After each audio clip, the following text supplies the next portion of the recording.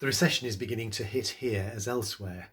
A sign of it is perhaps that thieves came back for the third time recently to take some more of the copper from the facade of St Winifred's Church. In the end, we've decided to strip it, what remains, and sell it so that we get the money rather than they do. And then also a cast iron manhole cover was taken from the church hall car park, so leaving a big hole which anybody could have fallen down. So we've replaced it now with a much cheaper version, which thieves won't be interested in. It just occurred to me that they'll probably be going on the church roof to take the lead, and then I remember that they took that last year. I get the sense that the presbytery also is being watched. We've had 4 burglaries during my 4.5 years here. One chap allegedly popped in, while I was celebrating Sunday morning mass, and he stole the iPad that one of our primary schools had lent me, a smartphone, my wallet with cards, and also a quantity of money. He came back later, allegedly, and stole a vacuum cleaner from the church and another one, allegedly, from the church hall. He used one of my cards in a local shop to buy scratch cards, and he was picked up on the CCTV.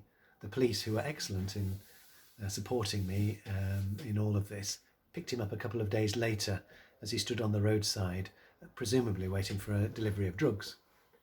I filled in the usual forms and was summoned to appear as a witness in the court in Bradford on a certain day. I waited in a room with a member of the council of a nearby mosque, from which the man had stolen a vacuum cleaner as well, actually, because he was convicted of that. The gentleman explained that the thief had come to the mosque pleading poverty, so they'd had a whip round and given him a tidy sum of cash, and he'd come back the following day and stolen the vacuum.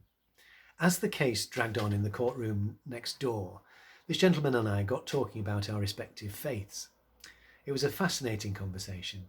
He said that he had noticed that congregations at churches consisted mainly of older people, and he asked, how is it that young Christians are not receiving the faith which has been passed on to them by their parents? He said it must be difficult as a priest to minister in these circumstances.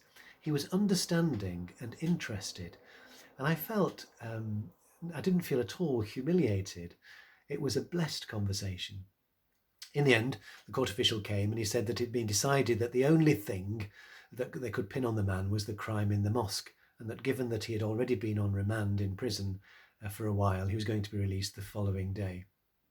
A couple of days later, he was back at the presbytery to ask if he would give him the cost, the sum of money required for the train fare to go to Newcastle, where his father had suddenly died.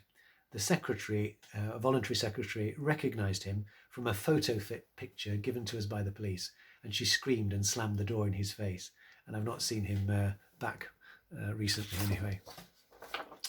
It's hardly surprising that this house should be of interest because it's such a pleasant one, and it must be known locally that, like most priests, I live by myself. As money allows, we're improving security through cameras and lighting, thanks to a team of parishioners, all of whom have experience in this area. It's great.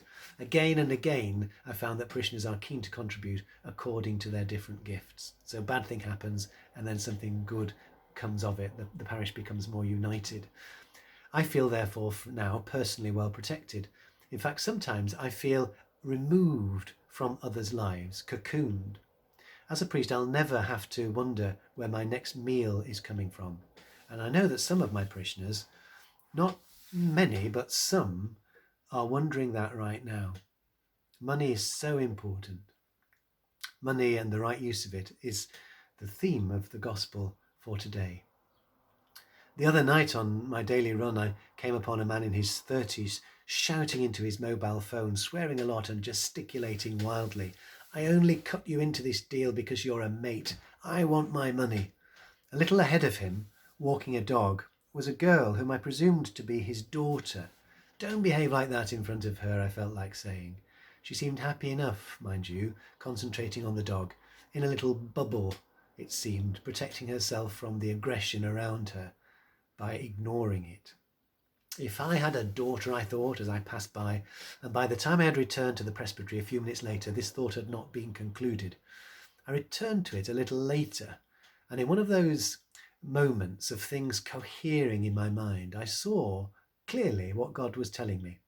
I realized it was not for me to judge the man who was trying his best to make ends meet, not least for the little girl who clearly adored him. How could I presume that I would have been a better dad, or now granddad anyway? What this experience was revealing to me was that at that moment, probably because of lockdown and the lack of normal interaction with others, my singleness had become a little painful. Then, as I became aware of the bright sunshine outside filling the room in which I was sitting, I was suddenly transported back 27 years to a July day in a church in the hills above Rome, where I was to be ordained to the diaconate. The Bishop, Cyril Restio, told me and the 11 other young men in his homily on that occasion that the lifelong celibacy which we were about to embrace would enable us to enter into solidarity with those who were marginalized in our society. In other words, it was a way in which we might voluntarily experience poverty. Recalling his words, everything that had been troubling me about my role in the parish was suddenly resolved. I am not removed from the sheep entrusted to my pastoral care, I realised. My celibacy enables me to be permanently alongside all those who experience need.